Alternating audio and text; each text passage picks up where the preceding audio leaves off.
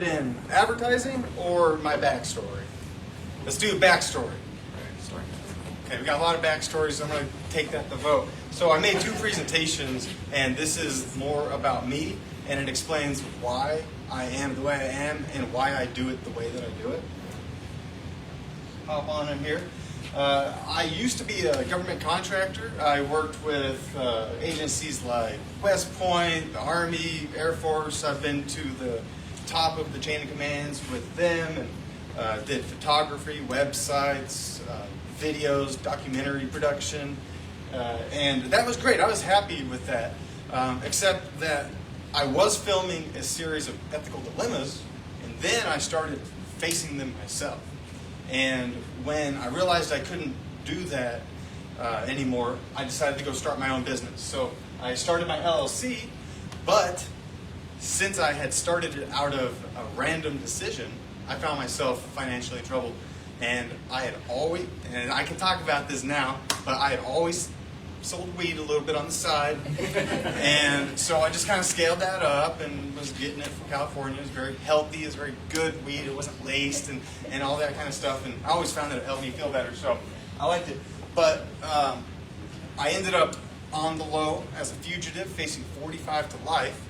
And I went to California to get away from Oklahoma. And my wife went with me because we were facing life sentences with a 45 minimum. And it was for weed and a little bit of shrooms and acid. That was a side thing I really was not selling because I think people should do that at party. But so I found myself in California, and let's just go back to why I was always driving so hard. I realized that my parents weren't rich. We never were on food stamps, but we weren't quite, doing great. My dad was a salesperson. He made a good wage, but he did work 2 jobs his whole life. And my parents got divorced. He got a second divorce, and in his second divorce, he gave his stepfamily his life insurance and all kinds of things. And it made me realize, I don't have any backup with him. He never helped anyways. But I want to develop a trust fund and financial security for my kids. So that's really what started driving me, is I don't want to be like that. I want to be the opposite. I want to make sure they're taken care of so that they can be creative and empowered to do something important and something meaningful. And so, I started selling motorcycles when I was young, got offered an opportunity. A mentor took me under his wing and said, you can do this, and he showed me some tricks of the trade, a lot like Grant Cardone. And I sold a bike every day. My first day I sold the bike up until my very last day.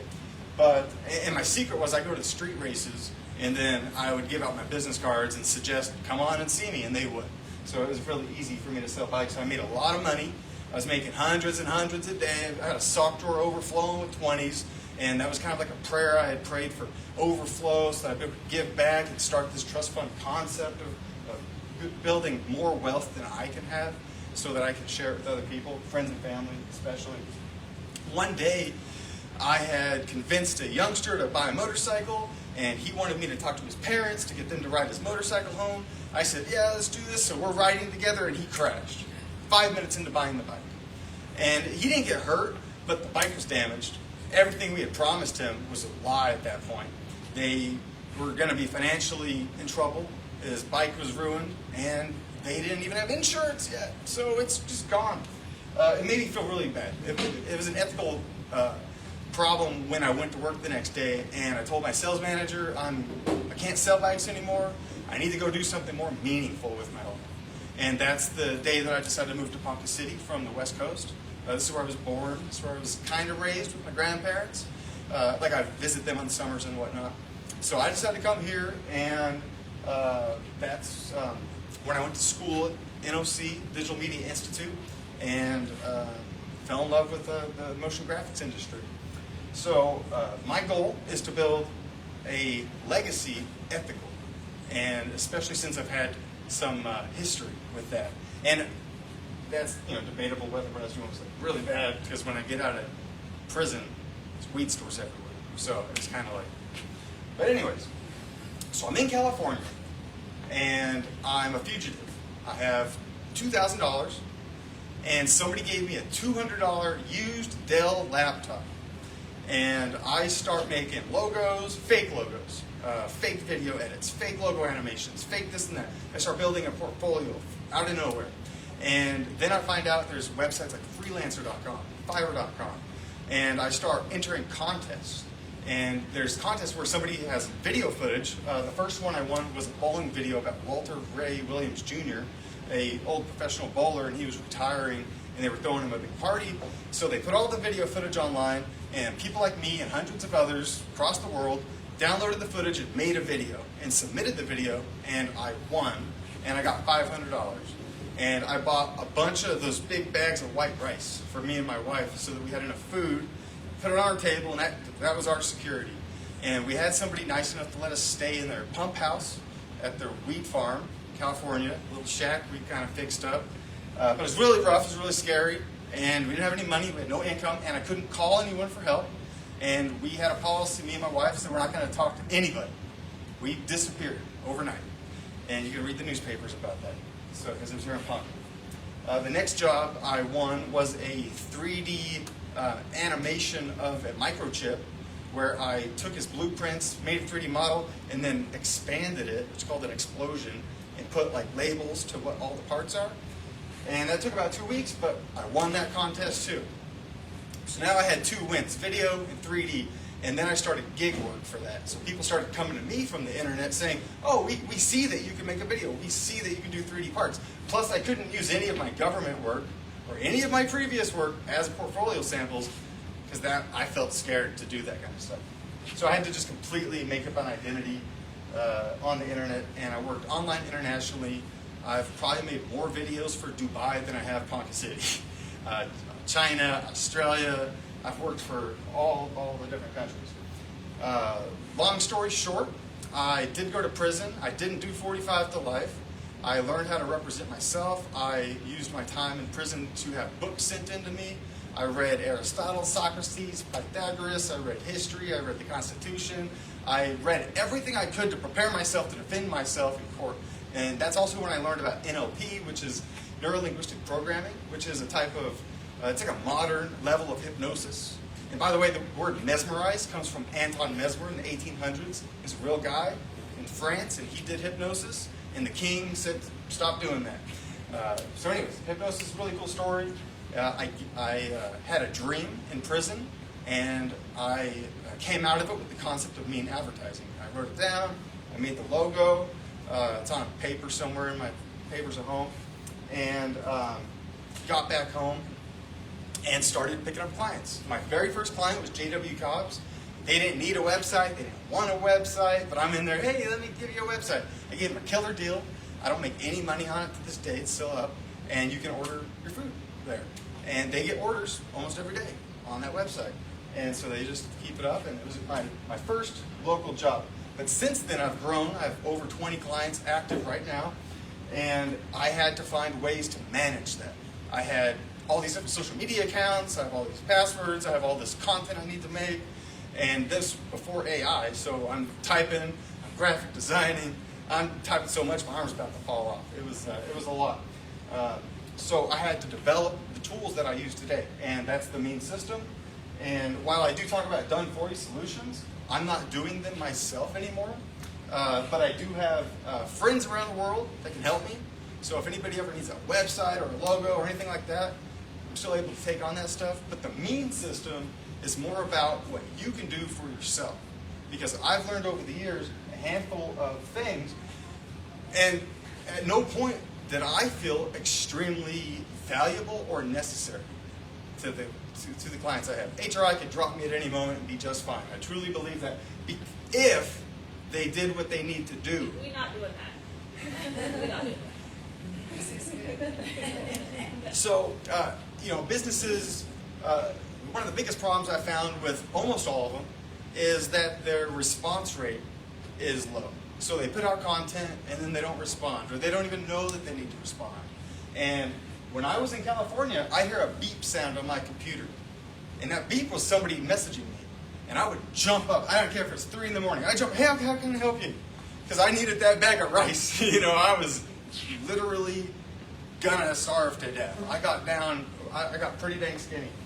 And so every opportunity that would come up, I would respond to immediately. Speed is everything. If somebody's on the internet, on like Fiverr.com, looking for a video editor, they're going to message 10 people all at the same time. And the first one that they get in touch with that can do the job, is credible, they're going to just go with them.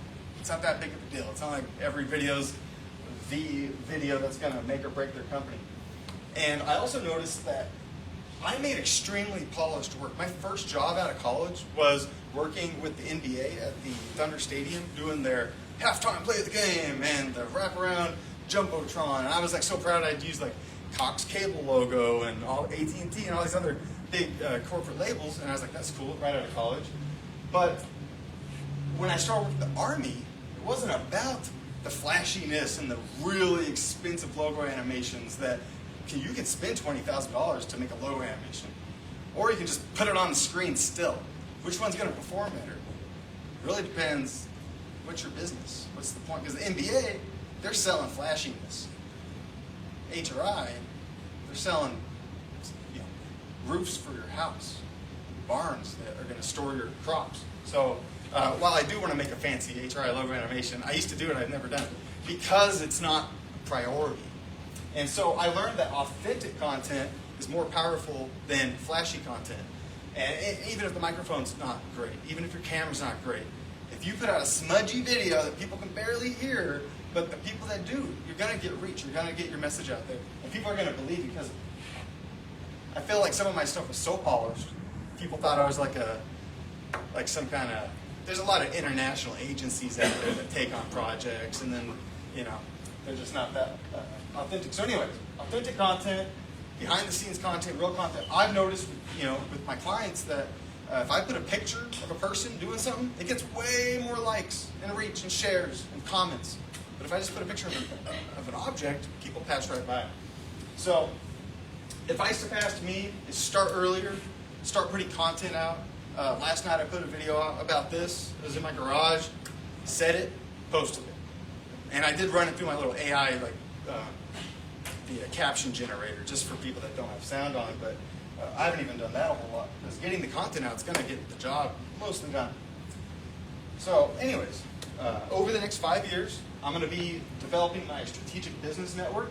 And what this is going to be is businesses using the M.E.A.N system will be able to use the referring system and the automations to automatically refer to the next step. So for example, a real estate agent can refer, like as soon as the house is sold, an automatic email goes off or a text message because you have it.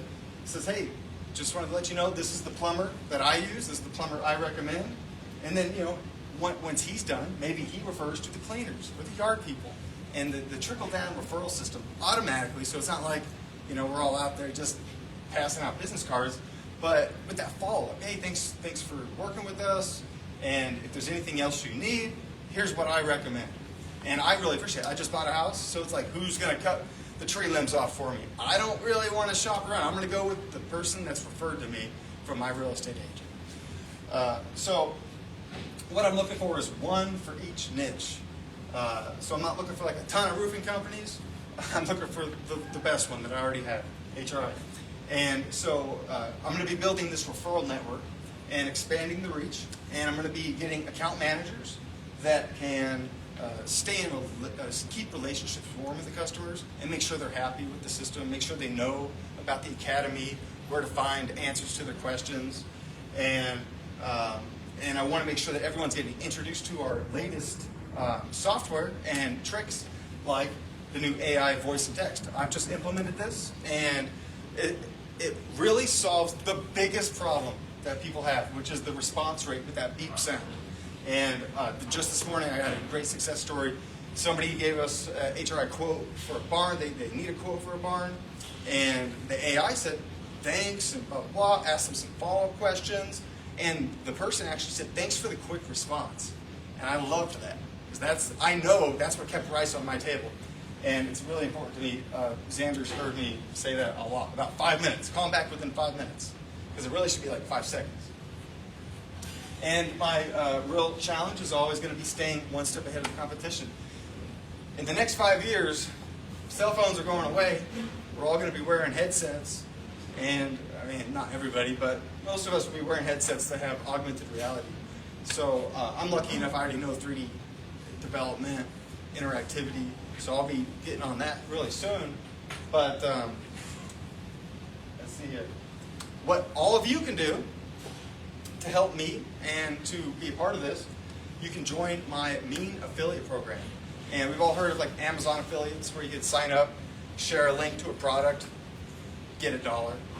I'm actually doing something much bigger than that, and if you're interested, I'll tell you more about it. It might change, so I'm not going to talk about it on here. But you can also sponsor a small business. You might know somebody that needs a website, needs social media, needs a CRM, needs automation, needs a way to take money digitally. Like my system comes with an app where you have a POS system built into it. You can have their contact information and then bill them wirelessly, hands-free, tap to pay, all the new technology and all that kind of stuff. So you can also help spread the word, share my post. One of the biggest ways that I get free reach is sharing. I join all the local groups. I do my best to listen to what the admins ask so I don't spam them, but joining relevant groups. So depending on if you're a roofer, if you're a roofing salesperson, join neighborhood groups and things like that, and then share and make yourself accessible to those groups and be the roofing expert for them to ask questions to. And then all of a sudden you're getting all of that group's leads and they all know who you are. And that goes to the biggest myth that you have to spend a lot on advertising to get reach. When I started out, I had no money at all. I was just out of prison. So what am I doing? Sharing to groups and getting thousands of views, relevant views to the communities that I want. So it's really easy for me to target businesses because we have like 20 business groups here in town. So I'm always in those groups. So the last thing that the M.E.A.N system does that I never did before, track everything. Because I'd have clients say, like, is the marketing working? Things like that. And I'm talking about branding, brand awareness. It's intangible sometimes. But I think everyone can admit HRI's become very well known in the last couple of years. And so that branding was working, but without the analytics to prove how many views are we getting, which videos are getting clicks, are they converting into sales? And so now we have a dashboard, we can see everything. We can see which salespeople are making phone calls through the system. We can see which leads are drying out because they haven't responded to us. Let's see if I have a conclusion here. I really come with a good conclusion. Let's see. The biggest takeaway I want everyone to know is this metaphor I've come up with the cardboard sign. If you have a garage sale and you want people to come to it, you can put up some cardboard signs saying garage sale this way, and people are going to come. You could spend a bunch of money on a fancy LED sign with animation that you spent $25,000 on, garage sale this way. It's probably going to get the same amount of traffic. And so I feel like putting your message out there gets the job done. And one of the best things that the M.E.A.N system does is it helps you put your message out there to all the platforms all at once. A lot of tools have that, but my tool's integrated with the whole.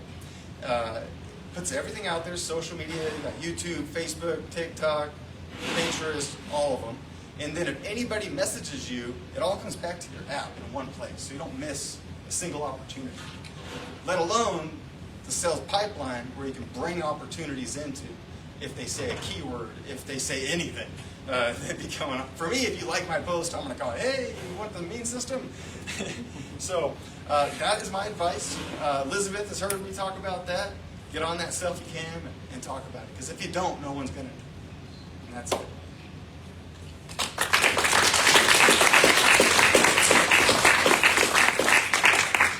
Questions? I remember you had a question. We talked about it already, so I just wanted to know, and you addressed it, how you went from your media creative background to working with HRI, and what was your role there? Right.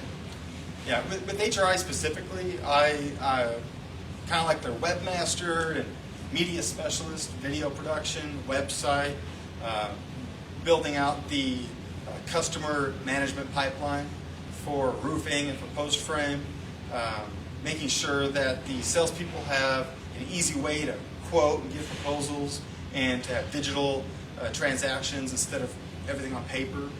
So heavy digitization of the sales process for them. And it's actually not difficult. You don't have to be me to do this, because even I didn't know how to do this a couple of years ago. It didn't exist. This technology wasn't available.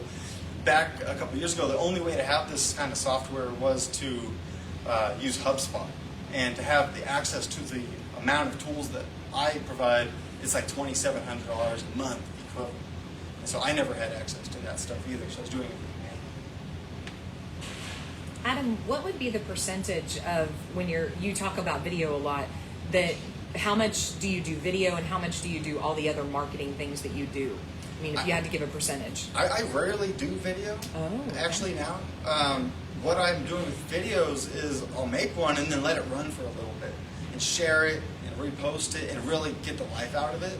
And my attention's split between graphic design, because I make graphic posts, short videos, animations, and then also setting up the automations in the back end so that the AI is trained properly, the website's informed to be able to train the AI properly, and then that way, then I can monitor the customer experience with it all. And I was explaining to somebody earlier that my career started with just motion graphics. Like, I was the guy that could make your logo and pop it up there. But then it became video production, then it became website design, then it became marketing and outreach and getting people to the website to see the video, and then it became having people take action. Then it became close the deal. Now it's make sure they're happy and taken care of. And then it's get reviews. So these are automations and follow-up systems. And it's really about the customer journey from before they know about you to after they know about you. And one of my dreams is that all my clients that use the M.E.A.N system have an affiliate system like mine, so that everybody that deals with their business, even customers, let's just say you buy a roof and your neighbor needs a roof too, so you refer them to HRI. HRI has an affiliate system to say thank you.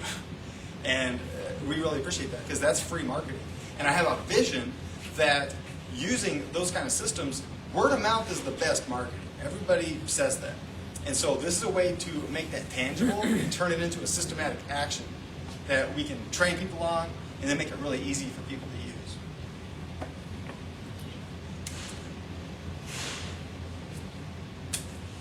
Mine's more of a personal question. You know, I like the work. I was currently working on a project, and I appreciate what you've done for hospitals. But so, as females, we oftentimes talk about the balance that we try to maintain as moms, wives, we go to school, we have a job, all these things, right?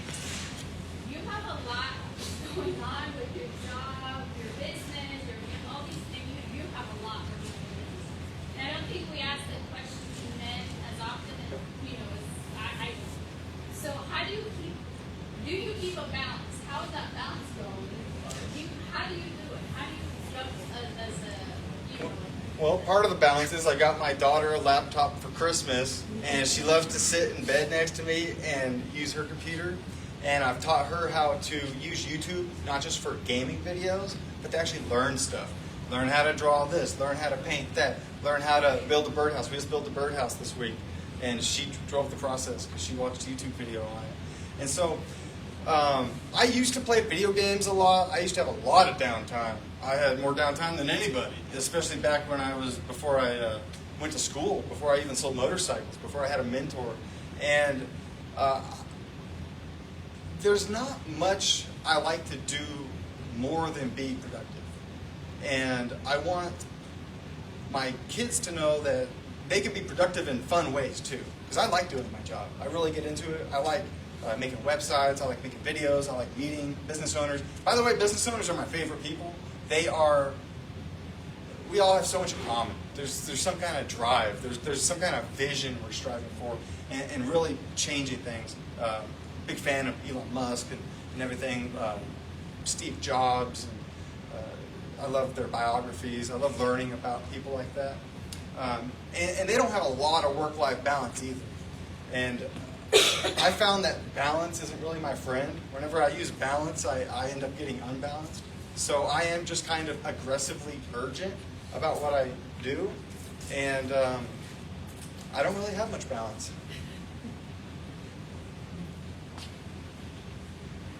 I just have like a comment.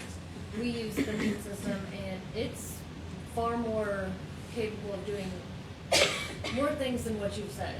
It has so many extra things, like you can make QR codes, and for example, you know. So this is just like you're just scratching the surface of what this is actually capable of doing.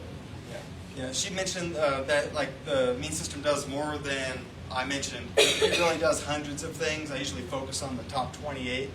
But like the QR code system, it's a really powerful QR code system. It doesn't just make it, but it actually has an analytics and a dashboard for you to track that it gets scanned. So if you have a billboard you're about to pay $5,000 for, put a special QR code on that. Put a special phone number on that so you can track who's calling this one number. And you can make numbers for $3. So it's like, it's really negligible. If it gets a call, it's a fraction of a penny per minute. So it's cheaper than any AT&T phone system out there. And I had a client just signed up. He's excited about the M.E.A.N system. He didn't know about all of its capabilities. He just took my word that it's powerful, and he bought a phone system for his office, like the hardline phones. Bought all the phones and all the system. It's probably super expensive. And I told him, oh, my system actually has it built in for free. And he's like, oh, drats. So I do like the consulting side of this.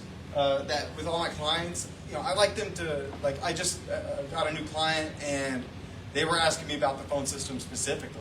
And I was like, yeah, just ask me before you buy any technology. Not that I'm trying to sell you something, it's already included. I want to save everybody money so that they can focus and put that on ad spend or somewhere else. And my deal with the M.E.A.N system is not trying to make a bunch. So many marketing agencies try to make their lunch money off of each deal that they get. Mine is not like that. I've had a really patient approach to scaling slowly, and I have a plan that's $89 a month, and that comes with everything. So my buddy in Canada that taught me about this software, he's the guy that ultimately introduced it to me. He's selling the same thing for $1,200 a month, and he said he'll never talk to me again if I sell for less than $300. But it is really valuable. It is really powerful. And I don't expect everyone to use every aspect of it out the gate. So that's why I try to be a little bit cheaper, lenient about it all. And I have a lot of clients too, so that scales really nicely.